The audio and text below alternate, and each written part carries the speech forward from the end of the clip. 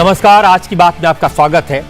आज एक बार फिर चर्चा रही देश को मेडल जिताने वाले रेसलर्स की, और आज रेसलिंग फेडरेशन ऑफ इंडिया के अध्यक्ष बृजभूषण शरण सिंह को समझ आ गया होगा कि असली रेसलर क्या होते हैं, पहलवान क्या होते हैं, फाइटर कैसे होते हैं। दिल्ली में जंतर मंतर पर बैठे चैंपियन प्लेयर्स विनेश फोगाट, साक्षी मलिक और बजरंग पूनिया ने दुनिया के सामने कहा कि बृजभूषण का इस्तीफा तो वो लेकर रहेंगे, सिर्फ अध्यक्ष के इस्तीफे से काम नहीं चलेगा, पूरी फेडरेशन को भंग करना होगा। अब से करीब 1 घंटे बाद खेल मंत्री अनुराग ठाकुर धरने पर बैठे रेसलर से मिलेंगे, उनकी बात सुनेंगे। आज दिन भर फेडरेशन से नाराज रेसलर्स को देश भर का सपोर्ट मिला, तमाम प्लेयर्स उनके पक्ष में खड़े हो गए।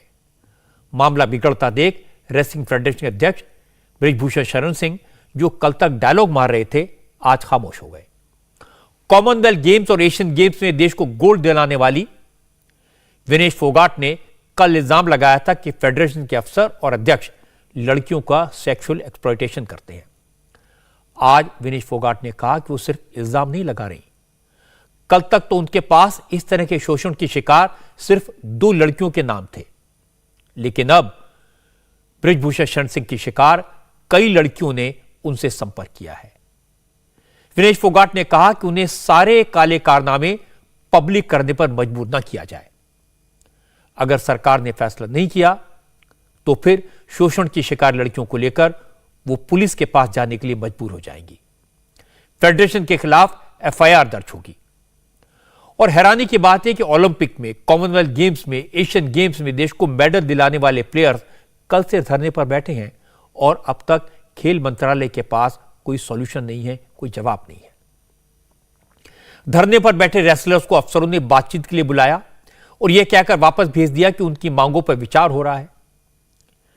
मंत्रालय के अफसरों के साथ बातचीत के बाद धरने पर बैठे रेसलर्स ने कहा कि अब सरकार सिर्फ इतना बताए कि फैसला कल होगा, परसों होगा, 1 महीने बाद होगा या 1 साल के बाद, क्योंकि जब तक फैसला नहीं हो जाता तब तक ये प्लेयर्स धरने पर बैठे रहेंगे। खिलाड़ी मौजूदा रेसलिंग फेडरेशन और इसके प्रेसिडेंट बृजभूषण शरण सिंह के अंडर किसी टूर्नामेंट में हिस्सा नहीं लेंगे। उन्होंने साफ साफ कहा कि वो उन्हें अध्यक्ष मानने के लिए तैयार नहीं है। कल बृजभूषण शरण सिंह शाम को ही बाराबंकी से दिल्ली पहुंच गए थे, डायलॉग मार रहे थे। ये कह रहे थे कि इल्जाम लगाना तो आसान है, लेकिन किसी पीड़ित को सामने क्यों नहीं लाया गया। तो आज विनेश फोगाट ने कहा, जरूरत पड़ने पर एक नहीं, कई पीड़ितों को सबूतों के साथ वो थाने में पेश करेंगी। बृजभूषण शरण सिंह ने कल कहा था कि अगर एक भी इल्जाम साबित हो जाए तो मैं फांसी के फंदे पर लटक जाऊंगा। आज रेसलर्स ने कहा, अगर इतने ही सच्चे हैं तो घर पर ताला लगाकर भाग क्यों गए, सामने आकर बात क्यों नहीं करते, आंखों में आंखें डालकर कहो मैंने कोई गलत काम नहीं किया। विनेश फोगाट ने कहा, अब बृजभूषण शरण सिंह इस्तीफा देने में जितनी देर करेंगे उनके गले का फंदा उतना ही कसता जाएगा।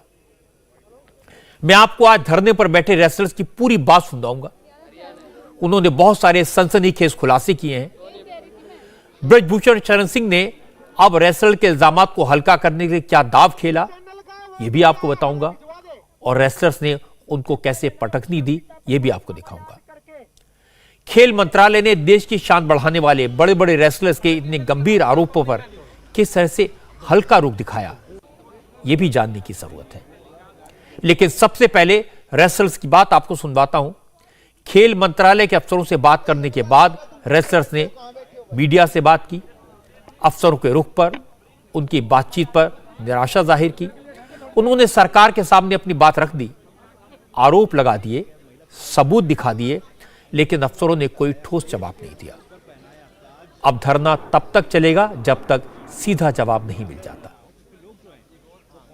मुलाकात सरकार के लोग थे, हमारे स्पोर्ट्स मिनिस्ट्री के कुछ लोग थे जिनसे हमारी बात हुई है। हमें बोला गया था कि आप आइए, हमारे सामने बात रखिए और हम उसका सोल्यूशन निकालेंगे, उसका समाधान निकालेंगे। लेकिन समाधान 1 साल चलेगा, 2 साल चलेगा, 4 साल चलेगा, हमारी जिंदगी खत्म होने के बाद तक चलेगा, हमें ये नहीं पता है।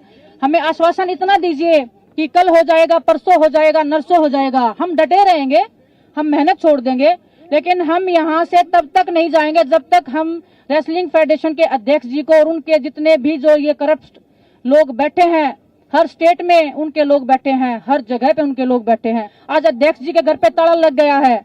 इससे सरकार को समझ जाना चाहिए कि कौन गलत है और कौन सही है। हम सब आत्मसम्मान को अपने बचाने के लिए लड़ाई लड़ रहे हैं। हम लड़कियों का आत्मसम्मान सबसे ज्यादा जरूरी है। हिंदुस्तान की बेटियां हैं हम जनता के सामने आके ये बताना नहीं चाहते कि आपकी बहन बेटियों के साथ में क्या क्या हुआ है, मेरे साथ क्या हुआ है, किसी और के साथ में। हम XYZ किसी का नाम आगे नहीं लेके आना चाहते। हमें अगर मजबूर किया गया तो कुश्ती का दुर्भाग्य होगा जिस दिन देश की बेटियां सामने आएंगी और अपना नाम लेके पूरी मीडिया के सामने बताएंगी कि हमारे साथ में हुआ था।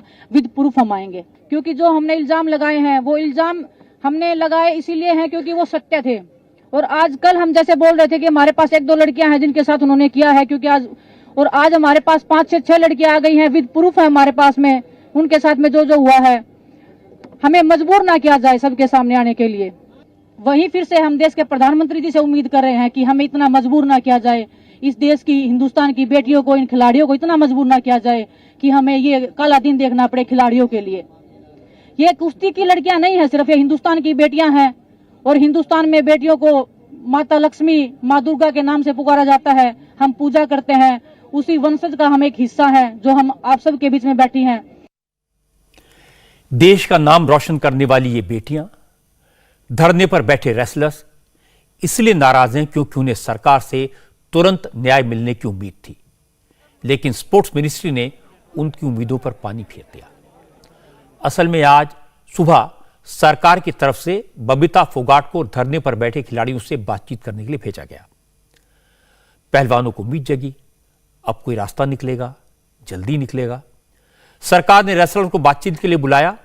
जब खिलाड़ी खेल मंत्रालय पहुंचे तो पता लगा कि स्पोर्ट्स मिनिस्टर अनुराग ठाकुर तो दिल्ली में नहीं है, वो हिमाचल प्रदेश में है। इसलिए खिलाड़ियों को स्पोर्ट्स सेक्रेटरी सुजाता चतुर्वेदी से बात करने को कहा गया। पहलवानों ने स्पोर्ट्स सेक्रेटरी से बात की, अपना दर्द बताया, फेडरेशन में क्या क्या हो रहा है सब डिटेल में बताया, लेकिन स्पोर्ट्स सेक्रेटरी ने कोई ठोस जवाब नहीं दिया। इसने खिलाड़ियों को आहत कर दिया। स्पोर्ट्स मिनिस्ट्री से मीटिंग के बाद विनेश फोगाट ने कहा, अब तक उनकी कोशिश यह थी कि जिन लड़कियों के साथ बृजभूषण शरण सिंह ने ज्यादती की वो उन्हें सामने न लाएं, लेकिन अब लग रहा है कि सारी बात सड़क पर लानी पड़ेगी, पुलिस के पास जाना पड़ेगा। जब खिलाड़ियों को मीटिंग के लिए खेल मंत्रालय बुलाया गया था, उससे पहले यह खबर आई थी कि रेसलिंग फेडरेशन ऑफ इंडिया के प्रेसिडेंट बृजभूषण शरण सिंह इस्तीफा दे सकते हैं। रेसलिंग फेडरेशन ने 21 से 23 जनवरी के बीच एक इमरजेंसी मीटिंग बुलाई है। अयोध्या में होने वाली कुश्ती फेडरेशन की इस इमरजेंसी मीटिंग में खिलाड़ियों की तरफ से उठाए गए मुद्दों पर चर्चा होगी, इसके संकेत दिए गए थे और कहा गया था इस मीटिंग के बाद बृजभूषण शरण सिंह इस्तीफा दे देंगे। इस खबर से धरने पर बैठे प्लेयर्स को राहत मिली थी, लेकिन स्पोर्ट्स मिनिस्ट्री के अफसरों से मुलाकात में ऐसा कोई आश्वासन उन्हें नहीं दिया गया, न कोई संकेत मिला, तो बात बिगड़ गई। प्लेयर्स ने कहा, अब सिर्फ फेडरेशन के अध्यक्ष के इस्तीफे से काम नहीं चलेगा, अब फेडरेशन को भंग करना पड़ेगा, क्योंकि यहां एक मछली गंदी नहीं है, पूरा का पूरा तालाब ही गंदा है। हर जगह बृजभूषण शरण सिंह के लोग बैठे हैं, वो हटेंगे तो कोई और आ जाएगा। विनेश फोगाट ने कहा कि अब बृजभूषण शरण सिंह कहां गायब हो गए, जो लाल आंखें दिखाकर उन्हें डराते थे, अब आंख मिलाने की हिम्मत क्यों नहीं जुटा पा रहे। आप लोगों में से ही बोल रहे थे कि अध्यक्ष जी बोल रहे हैं कि 22 को इस्तीफा देंगे। बात उनके इस्तीफे का नहीं हो रही है, इस्तीफा तो हम उनका लेके ही रहेंगे। अगर हमें और ज्यादा उकसाया गया तो हम उनको जेल में भी डलवाएंगे। हम चाहते हैं कि उनका इस्तीफा लीजिए और उन पे कार्रवाई की जाए। इस्तीफा नहीं, फेडरेशन को भंग किया जाए। इस्तीफा लेके तो वो अपने लोगों को ही बिठाएंगे। हम इस्तीफा ना चाहते हुए फेडरेशन को भंग करना चाहते हैं, क्योंकि जो स्टेट की जो संघ है, कुश्ती संघ जो स्टेटों के हैं, उनमें भी सभी उन्हीं के लोग बैठे हैं जो उन्हीं के इशारे पे काम करते हैं। तो हम इस्तीफा नहीं चाहते, हम फेडरेशन को भंग करना चाहते हैं। हमारी यही मांग है। आज क्या अभी दे दो, हम तो वेट कर रहे हैं कब आएंगे। और वो तो फेडरेशन तो 2 कदम दूर थी। जब वो मीडिया के सामने प्रेस कॉन्फ्रेंस कर रहे थे, वो सामने आके बोलते कि भाई क्या बात हो गई। जब वो इतने प्राउडली उस बंद कमरे में आंखें दिखा के बात करते थे, वो आज वो आंखें क्या फूट गई, क्या जल गई, क्या किसने फोड़ दी उनकी आंखें? वो आंखें कहाँ गई आज, जो आंखें डराती थी हमें। लड़कियों के साथ गलत हुआ है और मैं आंखों में आंखें डाल के आप अध्यक्ष जी को मेरे सामने लेके आइए। अगर वो 2 मिनट मेरे सामने बैठ जाएं तो मैं हिंदुस्तान की हर जनता को चैलेंज करती हूँ कि मेरे सामने 2 मिनट बिठा दीजिए और वो आंखों में आंखें डाल के बोल दीजिए कि हमने कुछ गलत नहीं किया है। जितना ये डिले होगा अध्यक्ष जी के लिए उतना ही खतरा बढ़ता जाएगा। कल हम बता रहे थे कि 1 या 2 लड़कियां हैं, आज हमारे साथ 5 से 6 लड़कियां हैं विद प्रूफ खड़ी हैं। कल को क्या पता 10 लड़कियां आएंगी, कल को 20 आएंगी। अध्यक्ष जी सीबीआई की मांग कर रहे हैं, होनी चाहिए, हम भी चाहते हैं जांच होनी चाहिए, लेकिन कम से कम अपना पद तो छोड़ो, कम से कम पद तो छोड़ के आओ अपना। हम निहत्थे बैठे, हम रेसलर अपना जो कुश्ती छोड़ के बैठे हैं, क्या वो अपना पद नहीं छोड़ सकते? हमें किसी पे भी विश्वास नहीं है, किसको हम बताएंगे, कौन हमारी बात को लीक करेगा?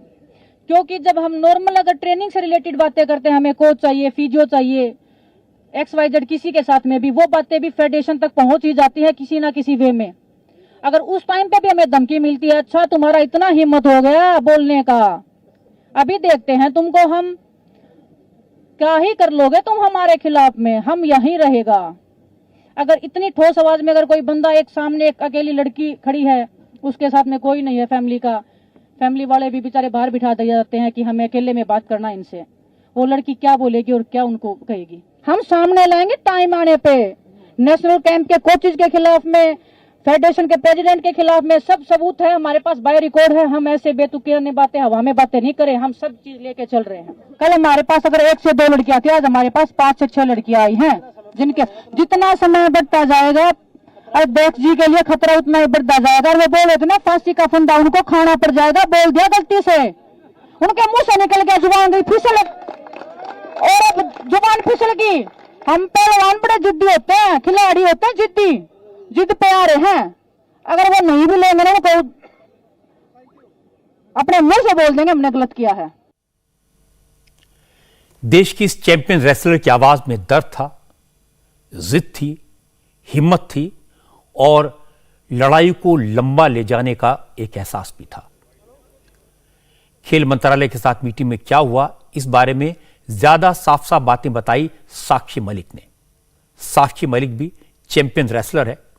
उन्होंने बताया कि मीटिंग में सिर्फ आश्वासन दिया गया, कुछ ठोस फैसला नहीं लिया गया और जो आश्वासन दिया गया उससे खिलाड़ी खुश नहीं है। साक्षी मलिक ने कहा कि सरकार को कुश्ती फेडरेशन को भंग करने के बारे में कोई ठोस जवाब देना चाहिए। बात करेंगे, देखेंगे, फिर से फैसला करेंगे, यह सब कहने से काम नहीं चलेगा।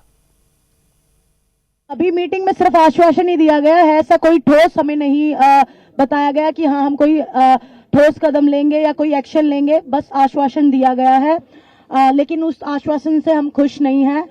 हम, जैसा कि बजरंग ने बताया, हम पूरी रेसलिंग फेडरेशन को भंग करवाना चाहते हैं और जितनी भी स्टेट्स हैं वहां भी सबकी फेडरेशन, मतलब रेसलिंग फेडरेशन जो है वो भंग होनी चाहिए।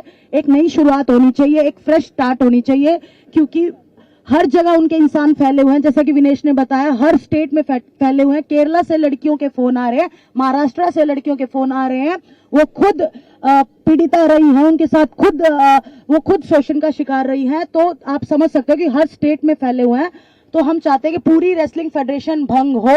और एक बार फिर से मैं अपने पीएम सर को रिक्वेस्ट करना चाहती हूँ कि आज सब लोग यहाँ जो एक मेडलिस्ट बैठे हैं, पूरी रेसलिंग की क्रीम यहाँ बैठी है, अपनी ट्रेनिंग छोड़ के बैठी है, अपने घर परिवार को छोड़ के बैठी है, तो बस इसी उम्मीद में बैठी है कि आप हमारे साथ न्याय करेंगे, आप हमारे साथ जस्टिस करेंगे।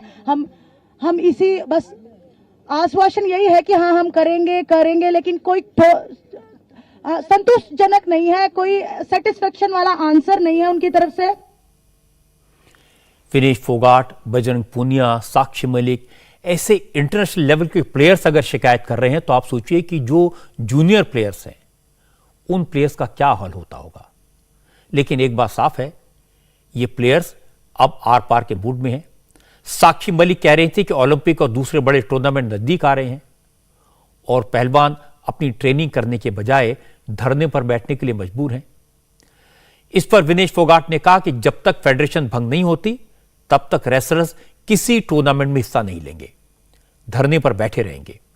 विनेश फोगाट और बजरंग पूनिया ने कहा, अगर शांतिपूर्ण धरने के बाद भी खेल मंत्रालय से न्याय नहीं मिलता तो फिर दूसरे रास्ते की तलाश भी की जाएगी।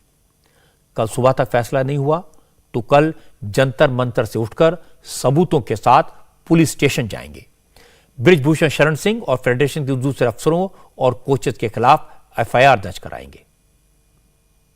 हमारा ओलंपिक्स भी आ रहा है, सभी जितने भी खिलाड़ी हैं हम सब यहाँ पे ओलंपिक्स में खेलने वाले खिलाड़ी हैं। हमने कोई यहाँ गेम छोड़ के आए नहीं हैं, हम अपनी पहलवानी को छोड़ के आए हैं, अपनी रोजी रोटी को छोड़ के आए हैं, अपने परिवार को खतरे में छोड़ के इधर बैठे हैं। हम कल एफआईआर भी लॉन्च करवाएंगे, एक नहीं कम से कम 5-6 लड़कियां जो भी हैं वो सब एफआईआर करवाएंगी और हम लीगली कोर्ट के थ्रू जाएंगे। लेकिन वो दिन जब आएगा इतिहास के काले पन्नों में दर्ज होगा, मैं ये एक दावे के साथ बोल सकती हूँ। और हिंदुस्तान में ये होगा, मैं बड़े शर्म के साथ मैं वो बोलना चाहूंगी कि हिंदुस्तान जैसे देश में अगर हम जैसी लड़कियों के साथ ऐसे होगा तो हिंदुस्तान में मैं सोच रही हूँ कि हिंदुस्तान में कोई भी नॉर्मल महिला किसी भी जगह पे सुरक्षित नहीं है। मैं ये एक विश्वास के साथ कल को बोल पाऊंगी कि इस देश में एक बेटी पैदा नहीं होनी चाहिए। कुश्ती फेडरेशन के खिलाफ धरना देने वाले खिलाड़ियों में सबसे ज्यादा मुखर विनेश फोगाटी थी। वो नहीं चाहती कि देश की बदनामी हो, वो नहीं चाहती कि लड़कियों को सामने आकर पुलिस स्टेशन जाना पड़े, लेकिन अगर मजबूरी हुई तो वो ये करेंगी। विनेश ने कहा कि उनकी जान को खतरा है, लेकिन उन्होंने पुलिस प्रोटेक्शन नहीं लिया है। उन्होंने दावा किया कि देश की जनता उनके साथ है, लेकिन स्पोर्ट्स मिनिस्ट्री की तरफ से कोई निर्णायक कार्रवाई नहीं की जा रही। हमारी जान को भी खतरा है। हम कल रात को भी अगर हम गए हैं तो भी हमें डर है कि रात को कौन लोग हमारे साथ आएंगे, कौन हमारे साथ क्या करेगा। हमने पुलिस का प्रोटेक्शन भी नहीं लिया है। आप सोचिए, हमने पुलिस का प्रोटेक्शन नहीं लिया, इतने आत्मसम्मान के साथ हम चल रहे हैं क्योंकि हमें पता है हम सच बोल रहे हैं। आज अध्यक्ष जी के घर पे ताला लग गया है। इससे सरकार को समझ जाना चाहिए कि कौन गलत है और कौन सही है। जब शोषण होता है तो एक कमरे के अंदर होता है, वहां पे कैमरे नहीं लगाए जाते। अगर कैमरे ही लगाए जाते तो ये लड़कियां कब का पहले बोल देती यार, और बाकी लोग थे जो वो कैमरे की रिकॉर्डिंग निकाल लाते। शोषण होता है वो बंद कमरे के अंदर होता है। तो वो लड़कियां सबूत हैं, वो लड़कियां शोषण का शिकार हुई हैं, वो हमारे सामने आ रही हैं, वो आप सबके सामने बैठी हैं आज। इनमें से ही वो लड़कियां हैं। मैं नहीं चाहती कि हम उनका खुलासा करें, लेकिन हमें मजबूर किया गया तो हमें वो सब करना पड़ेगा जो हिंदुस्तान की लड़कियों के लिए, हिंदुस्तान की महिलाओं के लिए सबसे बुरा दिन होगा। कुश्ती फेडरेशन और खिलाड़ियों की इस जंग में खेल मंत्रालय ने चाहे अभी तक कोई ठोस जवाब नहीं दिया है, लेकिन खिलाड़ियों को सरकार पर अभी भी भरोसा है। ओलंपिक में ब्रॉन्ज मेडल जीतने वाले बजरंग पूनिया ने कहा कि उनकी सरकार से कोई लड़ाई नहीं है, उनका झगड़ा अफसरों से भी नहीं है, लड़ाई बस रेसलिंग फेडरेशन से है। बजरंग पूनिया ने कहा उन्हें यकीन है कि प्रधानमंत्री नरेंद्र मोदी या होम मिनिस्टर अमित शाह इस मामले में कोई ना कोई रास्ता जरूर निकालेंगे। देखिए, गवर्नमेंट ने हमेशा सपोर्ट किया है और गवर्नमेंट के साथ हमारी लड़ाई नहीं है। गवर्नमेंट ने हमेशा खिलाड़ियों, चाहे हरियाणा गवर्नमेंट है, चाहे हमारे प्राइम मिनिस्टर है, गवर्नमेंट के साथ हमारी लड़ाई है नहीं। हम तो उनसे बस न्याय की गुहार लगा रहे हैं कि भाई हमारे साथ न्याय किया जाए जितना जल्दी हो सके, क्योंकि यहाँ छोटे छोटे बच्चे बैठे जो अंडर 15, अंडर 17 में कुश्ती लड़ रहे हैं, तो उनके कैरियर के सवाल है। वो यहाँ मेहनत छोड़ के यहाँ बैठे आप लोगों के बीच में, उनका मेहनत का टाइम था, वो यहाँ पे आपके साथ धरना प्रदर्शन पे प्रदर्शन कर रहे हैं। तो ये हमारी कुश्ती के लिए दुर्भाग्य है। हमारी लड़ाई फेडरेशन के साथ है, ना कि गवर्नमेंट के साथ। क्योंकि सारे इल्जाम, सारा गुस्सा, सारी नाराजगी बृजभूषण शरण सिंह के खिलाफ है, तो वो भी समझ गए कि वो चाहे कितने बड़े बाहुबली हों, कितने बड़े नेता हों, एमपी हों, लेकिन अब उनका पाला असली अखाड़े के असली पहलवानों से पड़ा है। इसलिए बृजभूषण शरण सिंह सुबह सुबह घर में ताला लगाकर दिल्ली से निकल गए। लेकिन वो कोई कच्चे खिलाड़ी नहीं है, वो कोई खामोश नहीं बैठे हैं। उन्होंने अपने डिफेंस में एक नई चाल चली। आज अचानक लखनऊ में प्रैक्टिस कर रही कुछ रेसलर्स के वीडियो आए। इन वीडियोज में लड़कियां बृजभूषण शरण सिंह का सपोर्ट करती हुई दिखाई दी। कई इंटरनेशनल टूर्नामेंट में मेडल जीत चुकी मेरठ की दिव्यांशी त्यागी ने कहा वो 2008 से अब तक 15 साल में कई नेशनल कैंप अटेंड कर चुकी हैं। इस दौरान न तो उनके साथ किसी तरह का सेक्सुअल हैरेसमेंट हुआ, न किसी दूसरे खिलाड़ी ने इस तरह की शिकायत की। उन्हें लगता है कि कुश्ती फेडरेशन के अध्यक्ष के खिलाफ जो आरोप लगाए जा रहे हैं वो गलत है। मैं खुद 2008 से अब तक कई इंडिया कैंप कर चुकी हूँ। आज तक कभी भी मुझे या मेरे किसी भी साथ की लड़की जो अदर स्टेट की हैं, कभी मैंने किसी के भी मुंह से ये नहीं सुना है कि उनके साथ कोई भी सेक्सुअल हैरेसमेंट या कोई भी दिक्कत का सामना करना पड़ा है। क्योंकि जो भी आरोप लगाए जा रहे हैं वो बिल्कुल बेबुनियाद हैं। मैं नहीं जानती कि ये लोग क्यों कर रहे हैं या किस वजह से कर रहे हैं, इनका पर्सनल कुछ अपना वो है, पर ऐसा कुछ है नहीं। इस पूरे विवाद में एक और एंगल आया हरियाणा वर्सेस यूपी का। जिन रेसलर्स ने बृजभूषण शरण सिंह के खिलाफ बगावत की है, उनका कहना है कि ज्यादातर पहलवान हरियाणा से आते हैं, लेकिन चूंकि बृजभूषण शरण सिंह यूपी के हैं, वो यूपी में कैंप लगाना चाहते हैं। लखनऊ समेत यूपी के शहरों में लगने वाले नेशनल कैंप्स में शामिल हो चुके प्लेयर्स का कहना है कि बृजभूषण शरण सिंह पर भेदभाव के आरोप गलत हैं। वर्षा तोमर नाम की पहलवान ने कहा कि वो 2010 से कैंप अटेंड कर रही हैं। उन्होंने सब जूनियर, जूनियर और सीनियर कैंप में प्रैक्टिस की है और अपने अनुभव के आधार पर वो कह सकती हैं कि बृजभूषण शरण सिंह के खिलाफ लगाए जा रहे आरोप गलत हैं। उन्होंने कहा कि जो खिलाड़ी आज कुश्ती फेडरेशन के प्रेसिडेंट को हटाने की मांग कर रहे हैं, वही लोग कुछ दिन पहले तक उनकी तारीफ करते थे। और 2016 से अब तक मैंने कई बार इंडिया कैंप अटेंड किया है और ना जो ये सब बोल रहे हैं कि वहाँ पर कभी मैंने ना ऐसा देखा है, ना कुछ सुना है, और ना कभी मेरे साथ हुआ है और ना मेरे किसी साथियों के साथ हुआ है। और ये प्रेसिडेंट सर पर जो ये आरोप लगाए गए, ये सब बेबुनियाद है, गलत है, झूठे हैं। और हम सब भाग्यशाली है कि हमें ऐसे प्रेसिडेंट मिले जिन्होंने कुश्ती को इतना ऊपर तक बढ़ाया है। ये कल से जो बातें चल रही हैं हरियाणा में, जो ये बात चल रही है, बजरंग पूनिया है और विनेश फोगाट, साक्षी मलिक, अंशु मलिक, सभी खिलाड़ी जो ये इल्ज़ाम लगा रहे हैं कि सांसद सर ने ये किया है, वो किया है, बहुत सी बातें बोली गई है, ये सब गलत है। पहले ही ये लोग जब पहले जो ये सारे खिलाड़ी कल बोल रहे थे, ये पहले ही इतनी बढ़ाई करते थे, मतलब सब बोलते थे कि बड़ा सांसद सर ने बहुत बढ़ावा दिया है कुश्ती को, सभी राज्यों को आगे बढ़ाने में उनका बहुत हाथ रहा है। और आज कल से वो इतनी मतलब बुराई कर रहे हैं, बोल रहे हैं कि सांसद सर ने ये कर दिया, वो कर दिया, ये सब गलत है। और सभी से हाथ जोड़कर निवेदन करती हूँ कि ये गलत इल्ज़ाम नहीं लगाए जाएं और कुश्ती को खत्म नहीं किया जाए। दोनों तरफ की बात सुननी चाहिए, जरूरी है, लेकिन यह भी समझना जरूरी है कि बृजभूषण शरण सिंह के सपोर्ट में जो रेसलर्स आए हैं, इनमें से कुछ ने नेशनल और कुछ ने इंटरनेशनल टूर्नामेंट में मेडल तो जीते हैं, लेकिन उनका कद उतना बड़ा नहीं है जितना उन रेसलर्स का है जो बृजभूषण सिंह के खिलाफ मोर्चा खोले हुए हैं। बजरंग पूनिया, साक्षी मलिक, विनेश फोगाट जैसे रेसलर्स ओलंपिक में, एशियन गेम्स में मेडल जीत चुके हैं। और चूंकि धरने पर बैठे रेसलर्स ने लखनऊ में बार बार कैंप लगाने पर सवाल उठाए थे, इसका पहला असर तो ये हुआ कि लखनऊ में कल से शुरू हुआ नेशनल कैंप पोस्टपोन कर दिया गया है। 18 जनवरी से लखनऊ के साइंस सेंटर में शुरू हुए इस कैंप में अब तक 6 महिला पहलवान, 2 कोच, 2 फिजियोथेरेपिस्ट और 1 मसाजर मौजूद थे। इन सबको वापस भेज दिया गया है। लखनऊ में आयोजित यह कैंप 18 जनवरी से लेकर मार्च के आखिर तक यानी 2 महीने चलना था। देश भर से विमेन रेसलर्स को इसमें शामिल होना था। इस कैंप में प्रदर्शन के आधार पर दिल्ली में 28 मार्च से 2 अप्रैल तक एशियन चैंपियनशिप और 16 से 24 सितंबर तक सर्बिया के बेलग्रेड में होने वाली विश्व चैंपियनशिप में शामिल होने के लिए प्लेयर्स को भेजना था। अब कैंप पोस्टपोन हो गया है, तो ये क्लियर नहीं है कि प्लेयर्स का सिलेक्शन किस आधार पर होगा। आज हमारे संवाददाता विशाल सिंह भी लखनऊ में स्पोर्ट्स अथॉरिटी ऑफ इंडिया के सेंटर गए। विशाल ने लखनऊ कुश्ती फेडरेशन के अध्यक्ष विनय शाही से बात की। विनय शाही ने खुलकर बृजभूषण शरण सिंह का सपोर्ट किया। उन्होंने कहा जो पहलवान धरने पर बैठे हैं वो इंडिया में क्वालिफाइंग ग्राउंड क्लियर नहीं करना चाहते, वो चाहते उन्हें सीधे अंतर्राष्ट्रीय टूर्नामेंट में भेज दिया जाए। फेडरेशन ने यह बात नहीं मानी, इसलिए इतना हंगामा हो रहा है। बस इतना सा था कि उनको, चूंकि बड़े खिलाड़ी हैं, इसमें कोई दो राय नहीं है, देश का उन्होंने मान बढ़ाया है, तो उनको ये लगता है कि बिना कुश्ती इंडिया में लड़े ही हम को इंटरनेशनल सेलेक्ट कर दिया जाए। और नियम ये होता है कि जब बच्चा नेशनल खेलेगा वही बच्चा नेशनल कैंप में आएगा, और नेशनल कैंप में आएगा वही बच्चा इंटरनेशनल खेलने बाहर जाएगा।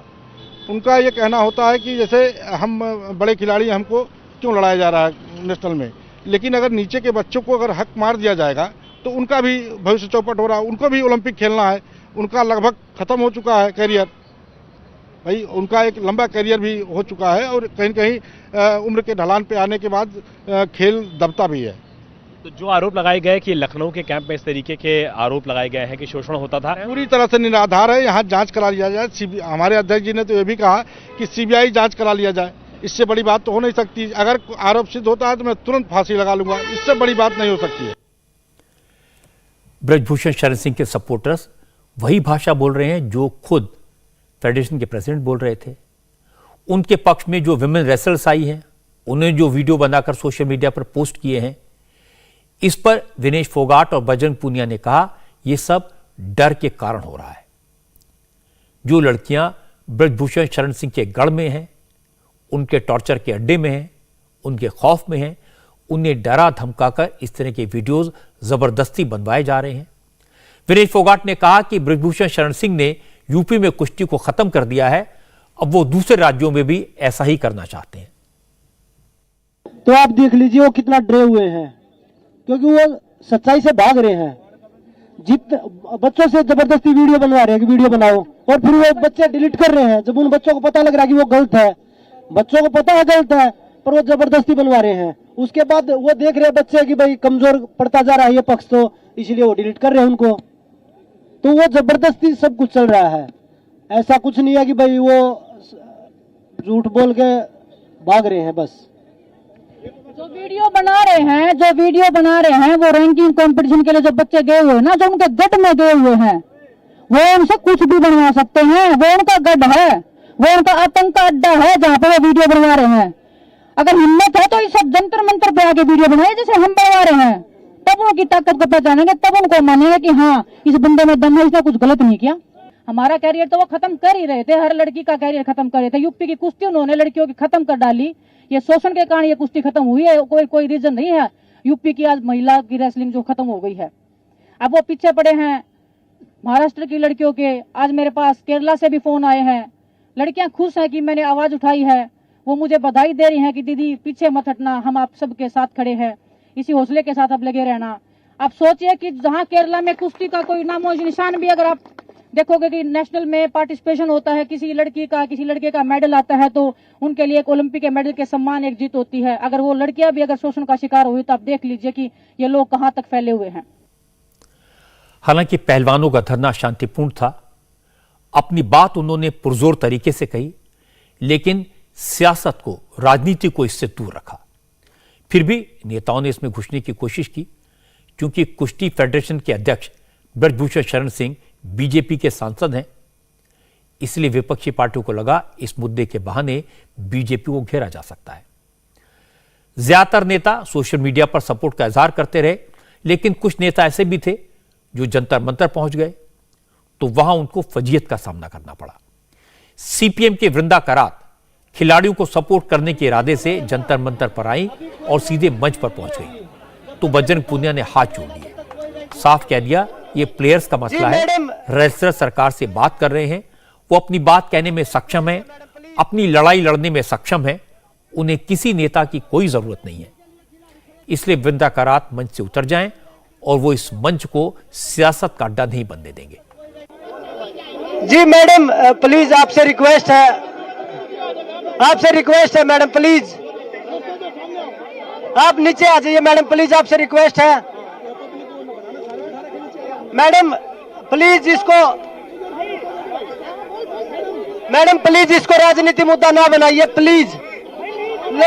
आप नीचे चले जाइए प्लीज मैडम नीचे चले जाइए प्लीज, आपसे हाथ जोड़ के रिक्वेस्ट है, आप सामने आ जाइए मैडम प्लीज, आपसे रिक्वेस्ट है। ये खिलाड़ियों का धरना है, ये साक्षी भेज दो, उधर भेज दो, व्यवस्था खराब हो रही है आंटी जी, व्यवस्था खराब हो रही है प्लीज। धन्यवाद आपका मैडम प्लीज। कांग्रेस के नेता धरने पर तो नहीं पहुंचे, लेकिन पहलवानों को सपोर्ट के जरिए उन्होंने बीजेपी सरकार और खासकर प्रधानमंत्री नरेंद्र मोदी पर अटैक किया। प्रियंका गांधी ने धरने पर बैठे रेसलर के आरोपों की जांच कराने की मांग की। जयराम रमेश ने तो प्रधानमंत्री मोदी के बेटी बचाओ बेटी पढ़ाओ मुहिम पर ही सवाल उठा दिया, बीजेपी को बेटियों का दुश्मन बता दिया। इस मामले में हरियाणा कांग्रेस के नेताओं ने भी बयान दिए। दीपेंद्र हुड्डा ने कहा कि इस मामले की सुप्रीम कोर्ट की निगरानी में सीबीआई से जांच होनी चाहिए। हमारी मांग है कि तुरंत कुश्ती संघ बर्खास्त हो। हमारी मांग है निष्पक्ष जांच हो, न्याय हो, खिलाड़ियों को और हमारी बेटियों को न्याय मिले। और ये जो जांच है, ये आपराधिक जो आरोप लगे हैं, आपराधिक धाराओं में मुकदमे दर्ज होके वो जांच सीबीआई की जांच हो, सुप्रीम कोर्ट मॉनिटर्ड जांच हो, समय निर्धारित तरीके से उस जांच का नतीजा देश के सामने आए और एग्जेम्पलरी पनिशमेंट मिले, ताकि देशवासियों का विश्वास खेल जगत की तरफ बना रहे। चूंकि मामला उठाने वाले प्लेयर्स वो हैं जो ओलंपिक और कॉमनवेल्थ गेम्स में मेडल जीत चुके हैं और कटघरे में बीजेपी के एमपी हैं, इसलिए बीजेपी इस मामले में संभल कर बोल रही है। हरियाणा के मुख्यमंत्री मनोहर लाल खट्टर ने कहा, खेल मंत्रालय ने एक्शन शुरू कर दिया है, खिलाड़ियों से बातचीत शुरू हो गई है, सरकार किसी भी कीमत पर प्लेयर्स का मनोबल कमजोर नहीं होने देगी। सारी बातें बहुत गंभीरता से ली गई हैं और इन सब विषयों को जैसे भी वो रिपोर्ट करते हैं, और जरूर मैं समझता हूं इसका संज्ञान जो है वो भारत सरकार खेल विभाग जरूर लेगा, क्योंकि ये सब चीजें बहुत ही गंभीर हैं और खास करके खिलाड़ियों के लिए उनको जो प्रोत्साहन देने के लिए हम जितने काम करते हैं, ऐसी घटनाओं से कहीं ना कहीं जो उनका मनोबल टूटता है उसको हम बिल्कुल नहीं टूटने देंगे, चीजों को गंभीरता से लेंगे। खास करके जो हमारी बेटियां हैं, बहनें हैं, जो महिला खिलाड़ी हैं, उनकी सुरक्षा ये बहुत जरूरी है, इसके ऊपर पूरा ध्यान देंगे। स्पोर्ट्स मिनिस्टर अनुराग ठाकुर जो हिमाचल प्रदेश में थे, अपने प्रोग्राम्स को स्थगित करके दिल्ली आ गए हैं। अनुराग ठाकुर ने दिल्ली पहुंचकर कहा कि खिलाड़ियों जो आरोप लगाए हैं वो गंभीर हैं और यही वजह है कि रेसलिंग फेडरेशन को नोटिस भेजकर 72 घंटे में जवाब देने को कहा गया है। लखनऊ में हो रहे नेशनल कैंप को पोस्टपोन कर दिया गया है और वो प्लेयर्स से मिलकर उनकी शिकायतें दूर करने की कोशिश करेंगे। वापस दिल्ली जा रहा हूं, मैं उनसे मिलूंगा भी और बातचीत भी करेंगे, सुनेंगे भी। और मैं यही कह सकता हूं, खिलाड़ियों के हितों के लिए और खेल के हित के लिए पहले भी सरकार ने लगातार कदम उठाए हैं, अब भी सरकार ने कहीं कोई संकोच नहीं किया। तुरंत कार्रवाई करते हुए हमने नोटिस भी दिया था, जवाब भी मांगा 72 घंटे में, कैंप को भी पोस्टपोन कर दिया है और भी आगे जो कदम उठाने पड़ेंगे वो भी उठाएंगे और खिलाड़ियों से मिलकर पूरी जानकारी भी प्राप्त करेंगे। मैं तो यही कहूँगा, खिलाड़ियों ने जो आरोप लगाए वो गंभीर किस्म के हैं और उसका संज्ञान लेते हुए भारत सरकार ने, खेल मंत्रालय ने तुरंत कार्रवाई करते हुए रेसलिंग फेडरेशन ऑफ इंडिया को नोटिस भी दिया, 72 घंटे के अंदर जवाब भी मांगा है और इसके अलावा जो कैंप लगना था उसको भी पोस्टपोन कर दिया गया है प्रभावी रूप से। और हम सदा खिलाड़ियों से पहले भी मिलते रहे और आज भी मेरा प्रयास है कि मैं वापस आकर खिलाड़ियों से मिलूंगा ताकि उनकी बात को सुन भी सकें और जो उचित कार्रवाई होगी वो भी करेंगे।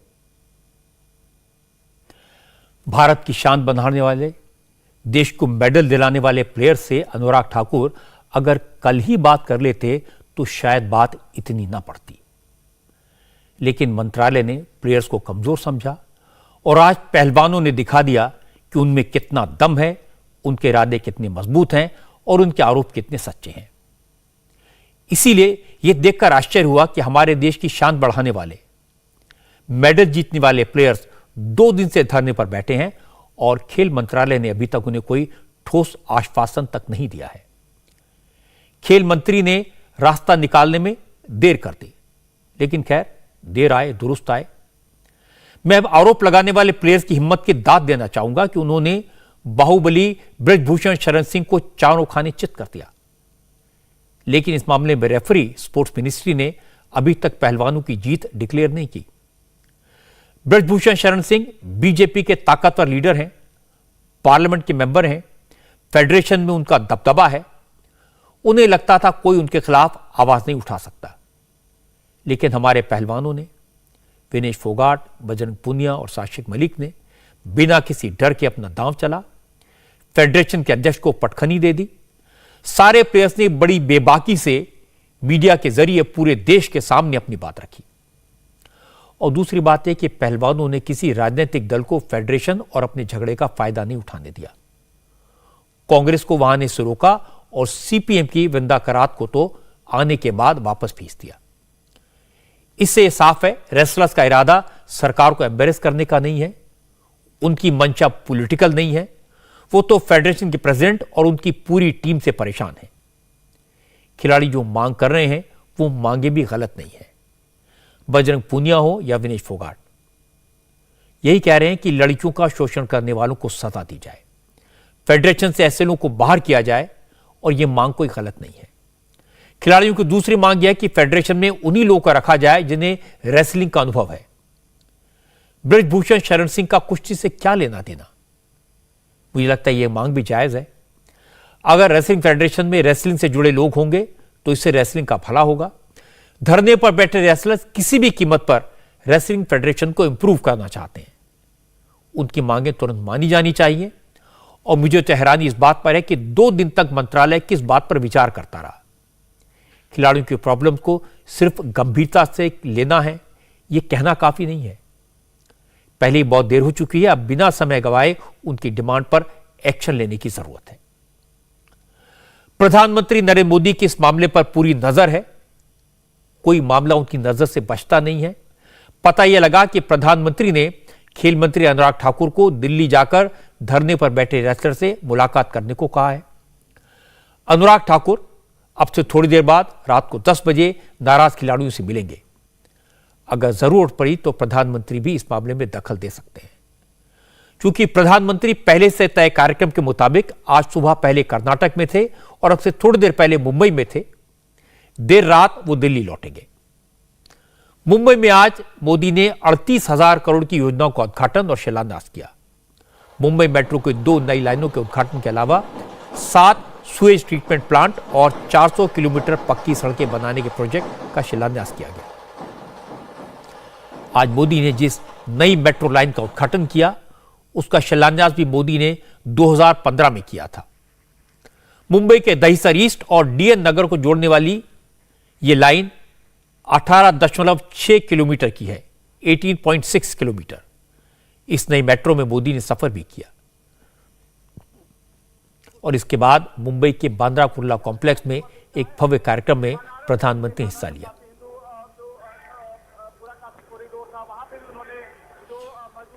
इस प्रोग्राम में chief minister Eknath Shinde, deputy chief minister Devendra Fadnavis और महाराष्ट्र गवर्नर भगत सिंह कोश्यारी भी मौजूद थे। मोदी ने कहा कि आजादी के बाद यह पहली दफा है जब भारत दुनिया से मदद मांगने के बजाय तरक्की की मिसाल बन रहा है। मुंबई में प्रधानमंत्री के इस प्रोग्राम के 2 सियासी मकसद भी थे, क्योंकि मोदी ने इसके बाद जो बात कही वो पॉलिटिकल थी। असल में मुंबई में बीएमसी के इलेक्शन होने वाले हैं। मोदी ने कहा मुंबई विकास के लिए तरस रही है, वो चाहते हैं मुंबई सबसे मॉडर्न सिटी बने। मोदी ने कहा कि मुंबई में पैसे की कमी नहीं है, लेकिन मुंबई करों की कमाई पर बीएमसी का करप्शन भारी पड़ जाता है। मुंबई जैसे शहर में प्रोजेक्ट को तब तक तेजी से नहीं उतारा जा सकता जब तक स्थानीय निकाय की प्राथमिकता भी तेज विकास की ना हो। जब राज्य में विकास के लिए समर्पित सरकार होती है, जब शहरों में सुशासन के लिए समर्पित शासन होता है, तभी ये काम तेजी से जमीन पर उतर पाते हैं। इसलिए मुंबई के विकास में स्थानीय निकाय की भूमिका बहुत बड़ी है। मुंबई के विकास के लिए बजट की कोई कमी नहीं है। बस मुंबई के हक का पैसा सही जगह पे लगना चाहिए। अगर वो भ्रष्टाचार में लगेगा, पैसा बैंकों की तिजोरी में बंद पड़ा रहेगा, विकास के काम को रोकने की प्रवृत्ति होगी, तो फिर मुंबई का भविष्य उज्जवल कैसे होगा। लेकिन हमने पहले के समय मुंबई में ऐसा होते बार बार देखा है। मुंबई के लोग, यहां के सामान्य जन परेशानियां झेलते रहे। ये शहर विकास के लिए तरसता रहे। ये स्थिति 21वीं सदी के भारत में कभी भी स्वीकार्य नहीं हो सकती है और शिवाजी महाराज के महाराष्ट्र में तो कभी नहीं हो सकती है। प्रधानमंत्री मोदी से पहले deputy chief minister Devendra Fadnavis ने भी उद्धव ठाकरे को निशाने पर लिया। फडणवीस ने कहा कि 2019 में महाराष्ट्र की जनता ने डबल इंजन सरकार के लिए वोट दिया था, लेकिन कुछ लोगों ने धोखा दिया और महाराष्ट्र को 28 साल तक इसका नुकसान उठाना पड़ा। आखिर में बाला साहब ठाकरे के असली शिष्य एकनाथ शिंदे ने इस गड़बड़ी को ठीक करके दिखाया। 2019 में आपने यहां से ही कहा था कि 5 साल की डबल इंजन सरकार ने महाराष्ट्र को बदला है और फिर एक बार डबल इंजन की सरकार लाई है। आपके शब्द पर विश्वास रख के महाराष्ट्र की जनता ने डबल इंजन की सरकार लाई, लेकिन कुछ लोगों ने बेईमानी की, इसलिए 2.5 साल जनता के मन की सरकार नहीं बन पाई। लेकिन बाला साहब ठाकरे जी के सच्चे अनुयायी एकनाथ शिंदे जी ने हिम्मत की और आपके आशीर्वाद से फिर एक बार महाराष्ट्र में महाराष्ट्र के जन जन के मन की सरकार यहां पर तैयार हुई। आज के इस प्रोग्राम में महाराष्ट्र के मुख्यमंत्री एकनाथ शिंदे ने भी उद्धव ठाकरे पर हमला बोला। शिंदे ने उद्धव का नाम लिए बगैर कहा कि कुछ लोग चाहते थे मोदी मुंबई मेट्रो की नई लाइन का उद्घाटन न कर पाए, लेकिन नियति ने उनके इरादों पर पानी फेर दिया। मैं जब भी मोदी जी को देखता हूं, जब भी उनसे मिलता हूं, मेरे मन में एक पवित्र भाव पैदा होता है। उनके व्यक्तित्व में कुछ खास है जो हमें विश्वास और ऊर्जा देता है। अक्टूबर 2015 में आदरणीय प्रधानमंत्री नरेंद्र मोदी जी ने इसी मेट्रो का भूमि पूजन किया था, जब मुख्यमंत्री देवेंद्र जी थे, और आज उन्हीं के हाथों से इस सेवा का लोकार्पण हो रहा है। कई लोगों की मंशा, इच्छा, अपेक्षा थी कि यह कार्यक्रम मोदी जी के हाथों से ना हो, लेकिन नियति के सामने किसी का नहीं चलता है। ये बात सही है, नियति के आगे किसी का नहीं चलता। महाराष्ट्र में सरकार बदलने के बाद, शिवसेना में विभाजन होने के बाद उद्धव ठाकरे और एकनाथ शिंदे दोनों के लिए बीएमसी का चुनाव पहली अग्नि परीक्षा होगा। बीएमसी पर शिवसेना का कब्जा था, लेकिन पिछले 30 महीनों में ज्यादातर पार्षद उद्धव का साथ छोड़कर शिंदे के गुट में शामिल हो चुके हैं। उद्धव ठाकरे की शिवसेना की असली ताकत मुंबई में ही है। शिव सैनिक न उद्धव को मानते हैं न एकनाथ शिंदे को, वो तो बाला साहब के नाम के साथ हैं। इसीलिए उद्धव की कोशिश है वो किसी तरह एकनाथ शिंदे को धोखेबाज साबित करें, और एकनाथ शिंदे का प्रयास है कि वो खुद को बाला साहब ठाकरे का सच्चा सिपाही साबित करें। इसीलिए 4 दिन के बाद 30 जनवरी को महाराष्ट्र असेंबली में एक बड़ा कार्यक्रम रखा गया है, जिसमें बाला साहब ठाकरे की ऑयल पेंटिंग असेंबली में लगाई जाएगी। एकनाथ शिंदे ने इस सरकारी प्रोग्राम में ठाकरे परिवार के सभी मेंबर्स को बुलाया है। अब अगर उद्धव ठाकरे इस प्रोग्राम में नहीं जाते तो इसे बीएमसी इलेक्शन मुद्दा बनाया जाएगा, और जाएंगे तो उन्हें काफी परेशानी होगी, चुभेगी। मोदी के आज के मुंबई दौरे को भी बीएमसी इलेक्शन से जोड़कर देखा गया। हालांकि मोदी सिर्फ मुंबई नहीं गए, सुबह वो कर्नाटक भी गए। कर्नाटक में भी प्रधानमंत्री ने करीब 11,000 करोड़ की योजनाओं का उद्घाटन और शिलान्यास किया। मोदी ने कर्नाटक के यादगीर में सिंचाई और ड्रिंकिंग वाटर से जुड़ी कई स्कीम्स को लॉन्च किया। इस प्रोजेक्ट से 3 लाख से भी ज्यादा किसानों को फायदा होगा। इसके बाद मोदी कलबुर्गी पहुंचे। यहां मोदी ने बंजारा समाज के 50,000 से ज्यादा आदिवासियों को उनके घरों की टाइटल डीड सौंपी। जिन लोगों को घरों के कागज सौंपे गए, वो अब तक जिस जमीन पर घर बनाकर रह रहे थे वो सरकारी जमीन थी, लेकिन अब कर्नाटक सरकार ने ऐसी 3,000 से ज्यादा बस्तियों को रेगुलराइज कर दिया है।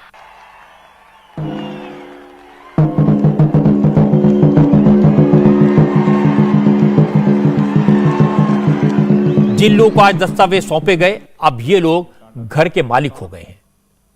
उन्हें कभी जमीन से हटाया नहीं जा सकेगा। अब इन लोगों को पानी और बिजली के कनेक्शन मिल सकेंगे। इन लोगों को सरकारी योजनाओं का फायदा मिल सकेगा।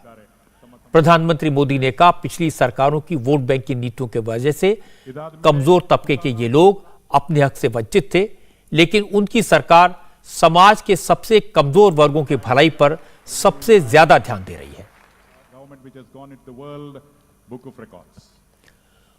कांग्रेस इल्जाम लगा रही है कि चूंकि कर्नाटक में चुनाव होने वाले हैं, इसलिए बीजेपी ने बंजारा समाज के लोगों को जमीन का हक दिया। यह आरोप सही है, लेकिन इसमें गलत क्या है? क्योंकि चुनाव से पहले अपने वोट बैंक को साधने की कोशिश तो सब करते हैं। असल में बंजारा समाज की हट्टी, गुलरहट्टी, हाडी और लेवानी जैसी कुछ जातियों को घुमंतू जातियां माना जाता है। ये एसटी कैटेगरी में आती हैं। इन जातियों के लोग कई साल से सरकारी जमीन पर घर बनाकर रहते हैं।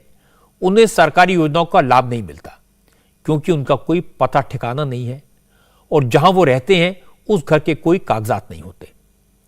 इसलिए इन जातियों के लोगों को घरों का मालिका हक देना बड़ी बात है। खास बात यह कि कर्नाटक में आदिवासियों का वोट 7% है, 7%।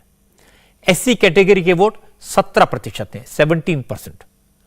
2019 के लोकसभा चुनाव में इन सभी वर्गों ने बीजेपी को वोट दिया था, इसलिए बीजेपी कर्नाटक में 28 में से 25 सीटें जीत पाई थी।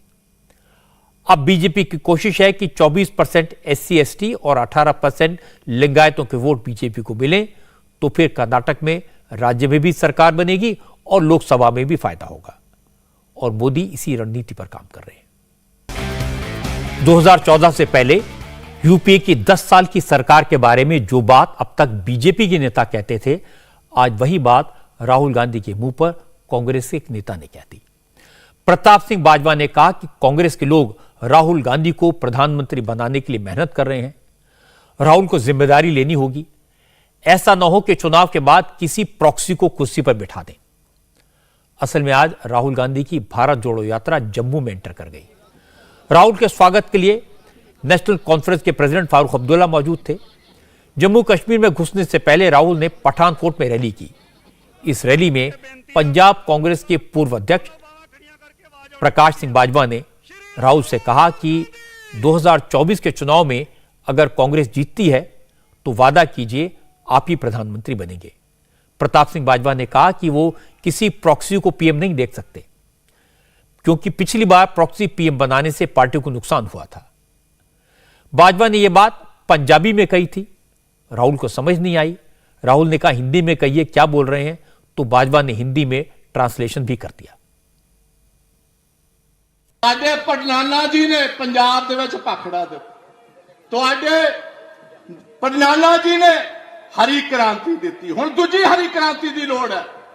ਉਹ ਅੱਜ ਵਾਅਦਾ ਕਰਕੇ ਜਾਇਓ ਇੱਥੇ, ਜਦੋਂ 24 ਦੇ ਵਿੱਚ ਅਸੀਂ ਤੁਹਾਨੂੰ ਪ੍ਰਧਾਨ ਮੰਤਰੀ ਬਣਾਣਾ ਸੀ, ਕਿਸੇ ਹੋਰ ਨੂੰ ਨਹੀਂ ਜੇ ਬਣਾਣਾ। ਇਹ ਵੀ ਫੈਸਲਾ ਇੱਥੇ ਸੁਣਾ ਕੇ ਜਾਇਓ। ਇਹ ਨਾ ਹੋਏ ਅਸੀਂ ਜਿਤਾ ਕੇ ਘੱਲੀਏ, ਤੁਸੀਂ ਕਹੋ ਹੁਣ ਦੂਜੇ ਨੂੰ ਬਣਾ ਦਿਓ, ਅਸੀਂ ਨਹੀਂ ਜੇ ਬਣਨਾ। ਇਹ ਗੱਲ ਸਟੇਜ ਤੋਂ ਸੁਣ ਲਓ। ਪ੍ਰਧਾਨ ਮੰਤਰੀ ਤੁਸੀਂ ਹੀ ਰਹੋਗੇ, ਅਸੀਂ ਹੋਰ ਨਹੀਂ ਜੇ ਕੋਈ ਵੀ ਫਰਜ਼ੀ ਬਣਾਣਾ। ਆ ਕਈ ਪਹਿਲੇ ਲੈ ਆਂਦੇ ਨੇ, ਇਹਨੂੰ ਬਣਾ ਦਿਓ ਜੀ, ਅਸੀਂ नहीं बनना, ਅਸੀਂ कहना ਤੁਹਾਨੂੰ मिलना है। हाँ, अगर हिंदी में आप चाहते मैं बताता हूं। जवाहरलाल नेहरू समझ गया, हम वो क्रांति तो हम ले ही आएंगे। हम ये कह रहे हैं प्रधानमंत्री के कैंडिडेट आप हमारे होंगे, अभी किसी और प्रॉक्सी को नहीं मानना। यह बात अच्छी तरह समझ लीजिए। आगे ही प्रॉक्सी रूल ने हमारा नुकसान बहुत किया। पठानकोट से जब यात्रा आगे बढ़ी तो हमारे संवाददाता पुनीत परिंजा ने जयराम रमेश से पूछा क्या बाजवा डॉक्टर मनमोहन सिंह के बारे में बोल रहे थे, तो जयराम ने कहा वो तो राहुल को प्रधानमंत्री के तौर पर देखने की बात कह रहे थे। अभी रैली हुई है, वहां पर अभी प्रताप सिंह बाजवा संबोधन कर रहे थे, जिसमें उन्होंने राहुल गांधी को बोला कि हम आपको प्रधानमंत्री देखना चाहते हैं। लेकिन पिछली बार आपने प्रोक्सी प्रधानमंत्री दे दिया, तो क्या उनका इशारा मनमोहन सिंह की तरफ? नहीं, बिल्कुल नहीं, बिल्कुल नहीं, कोई इशारा नहीं। वो अपनी मन की बात उन्होंने कहा। जैसा कि मैंने कहा, भारत जोड़ो यात्रा किसी एक व्यक्ति की यात्रा नहीं है, कांग्रेस पार्टी की यात्रा है, जनता की यात्रा है। ये एक मूवमेंट बन गया है, एक मास मूवमेंट बन गया है। ये 2024 के चुनाव के नजरिए से नहीं निकाला गया है। ये विचारधारा की जो हमारा मुकाबला है बीजेपी आरएसएस के खिलाफ, आर्थिक विषमताओं को लेकर, सामाजिक ध्रुवीकरण को लेकर, राजनीतिक तानाशाही को लेकर, उसी के आधार पर भारत जोड़ो यात्रा निकाला गया है। ये बिल्कुल आज ये सवाल उठता ही नहीं है कि 2024 में कौन प्रधानमंत्री का उम्मीदवार होगा। जिस दल को बहुमत मिलेगा वो दल अपना प्रधानमंत्री चुनेगी बस। जयराम रमेश कुछ भी कहें, मुझे लगता है कि प्रताप सिंह बाजवा ने जो कहा वो ठीक कहा।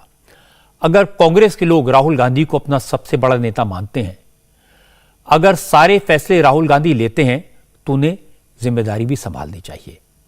राहुल गांधी कांग्रेस का प्रेसिडेंट बनने से पीछे हट गए। 80 साल के बुजुर्ग मल्लिकार्जुन खड़गे को नए जमाने की चुनौती का सामना करने के लिए आगे कर दिया।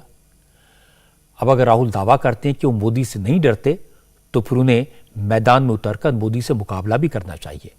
प्रधानमंत्री पद के लिए अपना दावा जनता के सामने रखना चाहिए। फिलहाल एक ब्रेक, और ब्रेक के बाद आपको दिखाएंगे बिहार में लेडी कांस्टेबल की बहादुरी की तस्वीर। आज बिहार से एक अच्छी खबर आई। बिहार की 2 बहादुर बेटियों ने हथियारों से लैस लुटेरों के छक्के छुड़ा दिए। 2 महिला कांस्टेबल बैंक लूटने आए हथियार बंद डकैतों से भिड़ गई और उन्हें भागने पर मजबूर कर दिया। यह घटना बिहार के हाजीपुर की है। हाजीपुर के सेंदुआरी इलाके के एक ग्रामीण बैंक में 3 डकैत हथियार लेकर बैंक में घुसे। लुटेरों ने नकाब से अपने मुंह ढके हुए थे। वहां तैनात 2 महिला सिपाहियों ने उनका काम पूछा, पासबुक मांगी, तो लुटेरे हड़बड़ा गए। उन्होंने दोनों महिला सिपाहियों पर पिस्टल तान दी, लेकिन महिला कांस्टेबल डरी नहीं, अपनी जान की परवाह नहीं की, तीनों लुटेरों से भिड़ गई। लुटेरों ने इन बहादुर महिलाओं के हथियार छीनकर भागने की कोशिश की, लेकिन दोनों पुलिस कांस्टेबल बहादुरी से उनका मुकाबला करती रहीं। इस छीना झपटी में एक महिला सिपाही जमीन पर गिर पड़ी। उसकी राइफल भी गिर गई, लेकिन उसने लुटेरों को छोड़ा नहीं। दोनों महिला सिपाहियों की बहादुरी के सामने लुटेरों की हिम्मत टूट गई और वो भागने के लिए मजबूर हो गए। लुटेरों से इसी भिड़ंत में दोनों महिलाओं को चोटें भी लगी हैं। एक का दांत टूट गया, लेकिन उन्होंने जान की बाजी लगाकर बैंक को लूटने से बचाया। बिहार से इस तरह की खबरें कम आती हैं। बिहार पुलिस को इन बहादुर लेडी कांस्टेबल्स का सम्मान करना चाहिए। इससे बिहार की बहादुर बेटियों का हौसला और बढ़ेगा। अब वक्त है स्पेशल रिपोर्ट का। पाकिस्तान का वो कौन सा इलाका है जहां पर बगावत शुरू हो गई है? पाकिस्तान के वो कौन से शहर हैं जहां पर प्रोटेस्ट हो रहा है? और शहबाज शरीफ की मुसीबत कितनी बढ़ चुकी है? इंडिया टीवी हर वक्त हर जगह डाउनलोड करने के लिए सर्च करें India TV news Google play store या ऐप स्टोर पर।